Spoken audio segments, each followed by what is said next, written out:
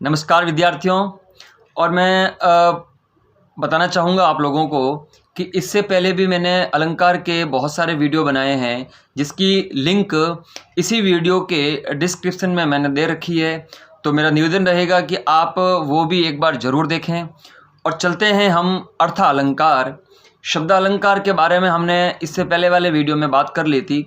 अब देखते हैं अर्थ अलंकार, जहाँ मैंने बताया था कि शब्द अलंकार में तो ये होता है कि अगर हम शब्द को चेंज कर दें, यानी शब्द की जगह अपन रख दें पर्यायवाची, तो अलंकार खत्म हो जाता है, यानी कि अलंकार के अंदर चमत्कार नहीं रहता। अब बात करते हैं अर्थ अलंकार की। और अर्थ अलंकार से मतलब है वाक्य में जिस शब्द में अलंकार है उस शब्द के अर्थ से पर्यायवाची चाहे कितने ही रखो। क्यों? क्योंकि अगर मैं कहता हूं कि चंद्रमा, और चंद्रमा की जगह मैंने वाक्य में दे दिया मयंक, तो मतलब तो एक ही है। मयंक का मतलब भी चंद्रमा, शशांक का मतलब भी चंद्रमा। तो कहने का मतलब हम लोगों को अर्थ से मतलब होता है अर्थ अलंकार में। अर्थ अलंकार में भले कितने ही पर्यायवाची रखते जाओ, उस पर कोई असर नहीं पड़ेगा। देखते हैं अर्थ अलंकार। और अर्थ अलंकार में सबसे पहले देखते हैं उपमा अलंकार। अब विद्यार्थियों, उपमा अलंकार समझने से पहले हम लोगों को उपमा का मतलब समझ में आना चाहिए। उपमा का मतलब होता है तुलना, दो वस्तुओं में आपस में तुलना करना। फिर उपमा के चार अंग होते हैं।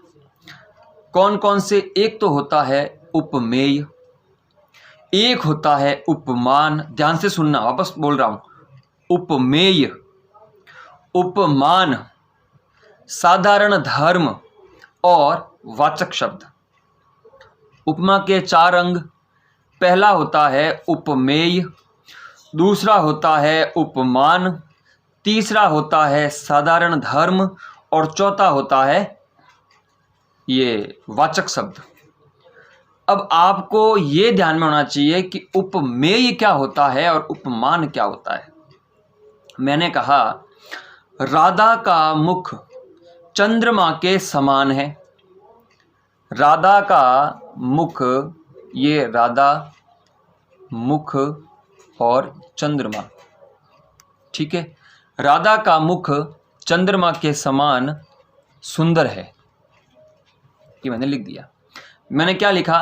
राधा का मुख चंद्रमा के समान सुंदर है। अब इसमें हम लोगों को चारों ही चीजें ढूंढनी है जो मैंने आपको अंग बताए। एक तो मैंने बताया उपमेय, एक मैंने बताया आपको उपमान, एक मैंने आपको बताया वाचक शब्द और एक बताया साधारण गुण धर्म। ये चार चीजें सीख लो, आपकी उपमा क्लियर है। उपमा क्या? उपमा के आगे रूपक, उस रूपक अलंकार में भी ये आपके काम आएगी, उत्प्रेक्षा अलंकार में भी काम आएगी। अब ध्यान से सुनो, दो चीजें और याद करो, एक तो प्रस्तुत, एक अप्रस्तुत। जो आपके सामने है उसको आप क्या बोलते हो? प्रस्तुत। और जो आपके सामने नहीं है उसको आप क्या बोलते हो? अप्रस्तुत। अब आपने याद कैसे किया? उपमेय, उपमेय को आपने पहले लिया, उपमान को आपने बाद में लिया। उपमेय के सामने रख दो प्रस्तुत, उपमान के सामने रखो आप अप्रस्तुत। बात समझ में आ रही है? यानी जो चीज प्रस्तुत है वो क्या है? उपमेय। जो चीज अप्रस्तुत है वो क्या है? उपमान। पहली बात। दूसरी बात, जो चीज साधारण है उपमेय, जो चीज विशेष है उपमान। हमेशा विशेष विशेष चीजों के उपमान दिए जाते हैं। तीसरी बात, कवि, कवि जिसकी, भाई कवि जिसके बारे में बात कर रहा है, कवि का उद्देश्य क्या है? कवि का उद्देश्य वो है कि कवि इसका वर्णन कर रहा है, वो हमेशा उपमेय। जैसे कवि ने कहा राधा का मुख चंद्रमा के समान है। अब मैं आपसे पूछता हूं कि कवि का उद्देश्य क्या है? राधा का मुख का वर्णन करना या चंद्रमा का वर्णन करना? आप कहोगे राधा का मुख। तो सीधी सी बात है, राधा का मुख यहां क्या हो गया? उपमेय। क्यों हुआ? क्योंकि एक तो ये प्रस्तुत है, दूसरा ये सामान्य है, चंद्रमा विशेष है, और तीसरा कवि का उद्देश्य राधा के मुख का वर्णन करना। अब राधा के मुख का वर्णन किससे, उसकी तुलना किससे हो रही है? उसकी तुलना हो रही है चंद्रमा से। तो चंद्रमा क्या हो गया? उपमान। क्लियर? चंद्रमा क्या हुआ? उपमान। अब वाचक शब्द होते हैं जिससे हम अपन उपमा को पहचान सकते हैं, जैसे सा, सी, सम, सरिस, सदृश्य, के समान, ज्यों, जिमी, जैसे। मतलब आगे में आपको ये लिखे हुए मिल जाएंगे, पर मेरे कहने का मतलब है कि जब वाक्य में ये चीज़ें दिख जाएं, ये शब्द वाचक शब्द दिख जाए, वहाँ उपमा अलंकार होता है। जैसे राधा का मुख चंद्रमा के समान है, समान तुलना है, तुलना का प्रतीक है समान, तो ये समान शब्द आया, ये क्या है? वाचक शब्द। चौथा था साधारण गुण धर्म। कहने का मतलब है कि ऐसा, मतलब कवि ने दोनों की तुलना क्यों की, ऐसा क्या उन दोनों में समान चीज है जिससे उन दोनों में तुलना की गई। राधा का मुख चंद्रमा के समान सुंदर है, तो जो सुंदरता है, चंद्रमा की सुंदरता और राधा की सुंदरता, ये आपस में कॉमन है। भाई राधा और चंद्रमा में कॉमन क्या है? सुंदरता, तो वो उनका गुण धर्म हुआ। तो आपको समझ में आ गई। उपमान, सबसे पहले उपमेय, उपमान, वाचक शब्द और साधारण गुण धर्म। ठीक है, अब अपन देखते हैं सीधा अलंकार। लक्षण या परिभाषा जरूर देखें, परिभाषा याद करें। उपमा का सामान्य अर्थ है किसी एक वस्तु की किसी दूसरी वस्तु से तुलना करना। अतः जहां किसी प्रस्तुत वर्णित वस्तु की तुलना गुण, धर्म अथवा व्यापार यानी क्रिया के आधार पर अप्रस्तुत वस्तु से की जाए, वहां उपमा अलंकार होता है, जो मैंने पहले ही आपको बता दिया। दूसरे शब्दों में देखा जाए तो अत्यंत सादृश्य, सादृश्य का मतलब होता है समानता, एक जैसे दिखने वाले। अत्यंत सादृश्य के कारण सर्वथा भिन्न होते हुए भी, बिल्कुल चंद्रमा अपना चंद्रमा का काम अलग है, राधा का मुख का काम अलग है। राधा और चंद्रमा के मुख को आप एक कैसे मानोगे या उनकी दोनों की तुलना कैसे कर सकते हो? पर उन दोनों में सादृश्य क्या है, उन दोनों में समानता क्या है कि वो दोनों ही बहुत सुंदर है। क्लियर? तो दूसरे शब्दों में अत्यंत सादृश्य के कारण सर्वथा भिन्न होते हुए भी जहां रूप, रंग, गुण आदि किसी धर्म के कारण किसी वस्तु की समानता किसी दूसरी श्रेष्ठ या प्रसिद्ध वस्तु से दिखाई जाए, वहां भी उपमा अलंकार होता है। अब बात करते हैं उपमा के अंग की, जो मैंने आपको पहले ही बताए। सबसे पहले होता है उपमेय। एक बार और देख लेते हैं। जिस वस्तु का वर्णन किया जाए, मैंने पहले ही बताया, राधा का मुख चंद्रमा के समान सुंदर है। वर्णन किसका करना है? चंद्रमा का या राधा का? राधा के मुख का करना है। राधा का मुख क्या हो गया? उपमेय। उसे अर्थात वर्णित, मैंने पहले ही कहा, जिसका वर्णन करना है। प्रस्तुत, ये मैंने पहले ही समझाया, मैंने कहा था प्रस्तुत यानी उपमेय, अप्रस्तुत यानी उपमान। प्रस्तुत वस्तु को उपमेय कहते हैं। जैसे कमल सदृश कोमल हाथों ने, काव्य पंक्ति में हाथों का वर्णन किया जा रहा है। वाक्य क्या है? कमल सदृश कोमल हाथों ने, कमल के समान कोमल हाथों ने। अब आप खुद देख लो, कमल सदृश कोमल हाथों ने। अब मुझे ये बताइए, इस कवि का उद्देश्य क्या होगा? कमल का वर्णन करना या कोमल हाथों का वर्णन करना? बिल्कुल हाथों का, कोमल हाथों का वर्णन करना है। इसका मतलब यह हाथ क्या हो गए? उपमेय, क्योंकि जिसका वर्णन करना है वो क्या होगा? उपमेय। अतः यहाँ हाथ उपमेय है। उपमेय को प्रस्तुत या वर्णित भी कहा जाता है। आगे देखते हैं, आगे है उपमान यानी अप्रस्तुत। ठीक है, जिस अप्रस्तुत वस्तु से प्रस्तुत वस्तु अर्थात उपमेय की समानता दिखाई जाती है, उसे उपमान कहते हैं। उदाहरण वही है, कमल सदृश कोमल हाथों ने, कमल के समान कोमल हाथ। अब सीधी सी बात है, कोमल हाथ, तो हाथ क्या थे? उपमेय। अब हाथों की तुलना किससे की गई है? कमल से, तो कमल क्या हो गया? उपमान। क्लियर? तो काव्य पंक्ति में हाथों की समानता कमल से दिखाई गई, अतः यहां कमल क्या है? उपमान। तीसरा आता है साधारण गुण धर्म या साधारण धर्म। मैंने कहा था जिसमें तुलना होती है, उपमेय और उपमान में जब तुलना होती है तो दोनों में क्या समान है? जो दोनों में समान है वही क्या होगा? साधारण धर्म। उपमेय तथा उपमान के जिस गुण की समानता दिखाई जाती है उसे साधारण धर्म कहते हैं। इसे सामान्य या समान धर्म भी कहा जाता है। जैसे कमल सदृश कोमल हाथों ने काव्य पंक्ति में कोमलता समांतर, बिल्कुल है। कमल सदृश कोमल हाथ, अब कमल उपमान, हाथ क्या हो गया उपमेय। अब कमल और हाथों में समानता क्या है कि दोनों ही क्या है कोमल, तो कोमल क्या हो गया साधारण गुण धर्म। क्लियर। और चौथा अंग है वो है वाचक शब्द। समान गुण को व्यक्त करने वाले, ये व्यक्ति नहीं या व्यक्त है, समान गुण को व्यक्त करने वाले शब्द वाचक शब्द कहलाते हैं। वाचक शब्द द्वारा उपमेय तथा उपमान की समानता सूचित की जाती है। जैसे कमल सदृश कोमल हाथों नहीं है, टाइप मिस्टेक किया हुआ है, हाथों नहीं है। कमल सदृश कोमल हाथों ने काव्य पंक्ति में सदृश, सदृश का मतलब होता है के समान, ठीक है, वाचक शब्द है। मैंने पहले ही बताया सा, सी, सम, तुल्य, के समान, ज्यों, जैसे, सरिस, जिमी, ऐसे शब्द आ जाए तो उपमा अलंकार के वो वाचक शब्द कहलाए जाते हैं। जिन शब्दों की सहायता से उपमा अलंकार की पहचान होती है वे ही वाचक शब्द कहे जाते हैं। जैसे सा, सी, तुल्य, सम, जैसा, ज्यों, सरिस, के समान आदि। क्लियर। अब देखिए इसके बाद देखते हैं उदाहरण नंबर 1। पहला उदाहरण है, एक बात ध्यान रखना, इसके बाद हम बात करेंगे रूपक अलंकार की। उपमा और रूपक में फर्क क्या है। उपमा में हमेशा दो वस्तुओं की तुलना होती है, किसकी, उपमेय और उपमान की।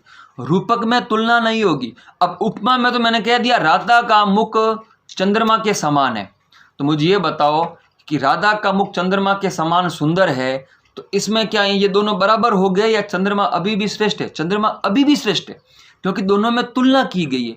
तुलना किससे, एक सामान्य की तुलना एक विशेष से की है।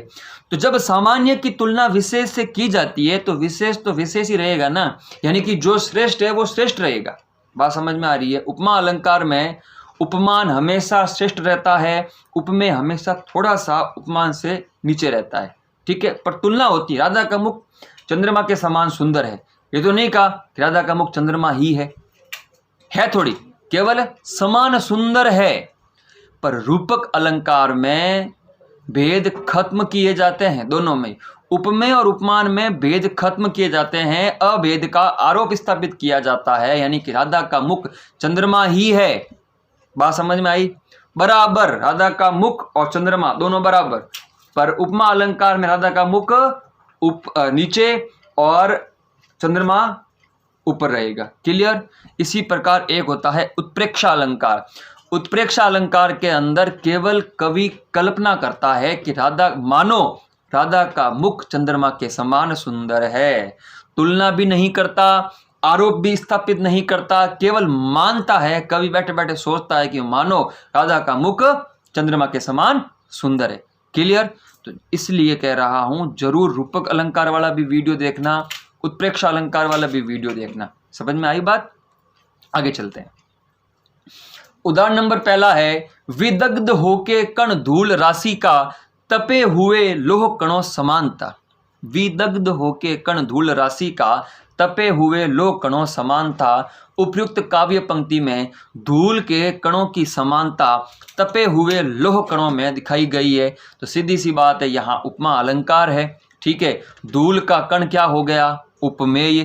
क्यों, क्योंकि धूल के कण का वर्णन करना है।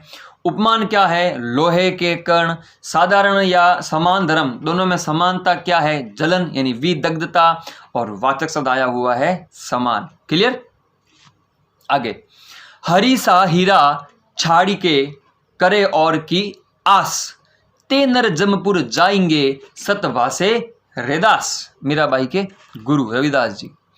उपयुक्त दोहे में प्रस्तुत हरि की समानता अप्रस्तुत हीरा से की गई है, ये जरूर ध्यान रखें। हरि की समानता किससे की गई है, हीरा से। हरि क्या है, प्रस्तुत यानी उपमेय। हीरा क्या है, अप्रस्तुत यानी उपमान। फिर उपमा के यहाँ चारों अंग विद्यमान है। कैसे, क्यों, क्योंकि हरि की उपमा हीरा से की गई, तो हीरा क्या हो गया, उपमान। हरि क्या हो गए, उपमेय।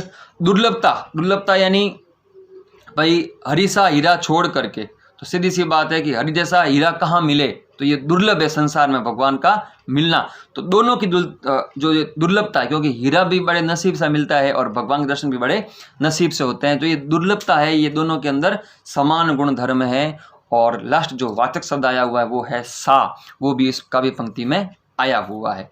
आगे देखते हैं उपमा के भेद। पहले हमने पढ़े थे उपमा के अंग, अब पढ़ते हैं उपमा के भेद। सबसे पहले होता है पूर्णो उपमा। नाम से ही पता चल रहा है उपमा के चारों अंग कौन से?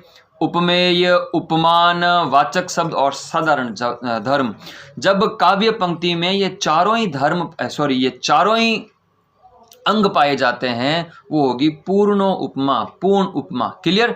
जिस उपमा में उसके चारों अंग अर्थात उपमेय, उपमान, साधारण धर्म तथा वाचक शब्द विद्यमान हो वह पूर्ण उपमा कहलाती है। जैसे दोनों बाहें कलब कर सी शक्ति की पेटिका।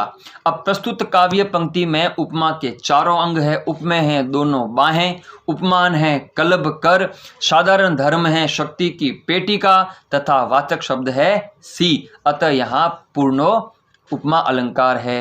एक उदाहरण और देख लीजिए। कक्षा 12वीं की जो किताब है वो चलती है सर्जना, उसके अंदर एक पाठ चलता है वो है उषा, जिसके राइटर है शमशेर बहादुर सिंह। उसी उषा की पंक्ति है कि प्रातः नभता बहुत नीला शंख जैसे। सबसे पहले आप खुद देख लीजिए, प्रातः नभ था बहुत नीला शंख जैसे। मुझे बताइए इसमें तुलना वर्णन किसका करना है? नभ का या नीले शंख का? नभ का करना है। नभ क्या हुआ? उपमेय। अब नीला शंख वो तो आसपास में भी नहीं है, अप्रस्तुत है, वो क्या हुआ? उपमान। जैसे क्या है? जैसे शब्द है वो है वाचक शब्द, ठीक है। और जो रहा है नीला, क्योंकि नभ और शंख दोनों ही नीले होते हैं और नीला दोनों में क्या है? समानता। तो नीला क्या हो गया? साधारण गुण धर्म। क्लियर? आई बात समझ में? देखो पढ़ लेता हूं। प्रातः नभता बहुत नीला शंख जैसे प्रस्तुत पंक्ति में प्रातःकालीन नभ उपमेय है, शंख उपमान है, नीला साधारण धर्म है और जैसे वाचक शब्द है। यहाँ उपमा के चारों अंग उपस्थित है, अतः यहाँ पूर्णो उपमा अलंकार है। अब बात आती है लुप्तो उपमा, लुप्त धन उपमा, यानी कि उपमेय का कोई भी अंग, चारों में से कोई भी एक अंग भी अगर लुप्त हो जाए, गायब हो जाए, तो वह उपमा कौन सी कहलाएगी? लुप्तो उपमा। चारों ही अंग अगर है तो पूर्ण उपमा, और चारों में से एक भी अंग नहीं रहे या एक अंग उसमें उसका वर्णन नहीं किया जाए तो लुप्तो उपमा। जिस उपमा में उसके चारों अंगों में से एक या एक से अधिक अंग अनुपस्थित हो वह लुप्तो उपमा कहलाती है। जैसे कमल सदृश कोमल हाथों ने झुका दिया धनु वर्ज कठोर। अब देख लीजिए, प्रस्तुत प्रथम पंक्ति आदि पूर्ण उपमा है, यानी कि जो पहली पंक्ति है वो तो पूर्ण उपमा है, क्योंकि यहाँ उपमा के चारों अंग है। अपन देख लेते हैं।